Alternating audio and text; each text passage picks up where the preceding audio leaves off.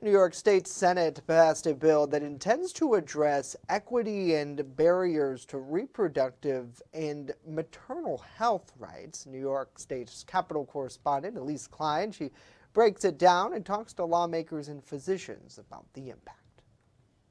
At a time when maternal mortality remains high, this week the Senate passed a bill to enhance the scope of health equity assessments to now include reproductive and maternal health services.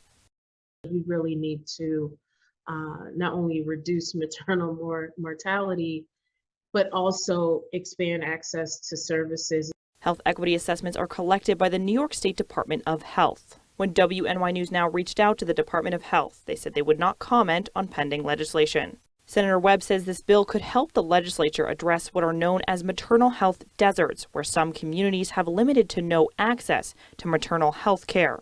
She hopes this legislation will lead to an expansion of resources. A physician with Guthrie Clinic says if care ranging from mammograms and pap smears to prenatal care isn't being provided, the likelihood of an individual's health suffering is very high. Women who do not get prenatal care, that they're at risk for preterm labor.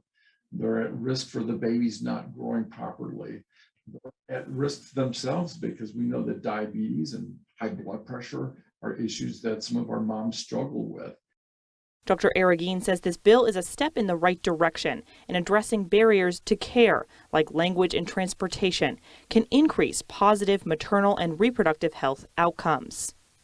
The bill will now go to the Assembly floor for a vote, and if it is passed in the exact same language, it will then go to the governor's desk for her signature.